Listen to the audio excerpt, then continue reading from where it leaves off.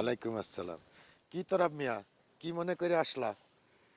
ভাইজান মনে করে আসমু কেন, আপনার বাড়ির দিকেই যাইতেছিলাম। আপনার বাড়ির দিকে আপনার ছোট ভাই যাইবো, সেটা কি মনে করে আসতে হয়? আপনি কে? আপনি হলেন গিয়া এই গ্রামের মুরব্বী, 10-এর মুরব্বী। হ্যাঁ, গ্রামের মানুষ কারে মানে? আপনারে মানে। আপনাদের যে পরিবার 10 গ্রামের মধ্যে আছে, এরকম একটা পরিবার যাদের কাছ থেকে মানুষ শিক্ষণীয় অনেক কিছু আছে। তাছাড়া বলতেছিলাম যে আপনার কাছে যাব, আপনার খোঁজ খবর নিব, এইটা হলো গিয়ে আমার নৈতিক দায়িত্ব এবং কর্তব্যের মধ্যে পড়ে। তা এতদিন খোঁজ খবর নেওয়ার জ্ঞান বুদ্ধি কোথায় ছিল? কি যে বলেন না ভাইজান, খোঁজ খবর কেমনে নিব? যে পেশার মধ্যে আমি এখন জড়িত হয়ে গেছি, যেই কাজে, নিজেরই তো খোঁজ খবর নিতে পারি না, তারপর অন্যদের খোঁজ নিব কিভাবে?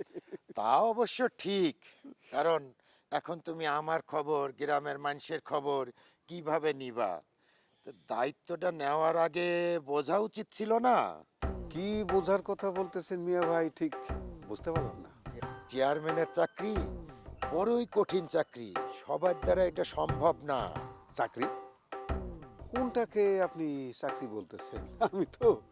আমি তো কোনো চাকরি করি না।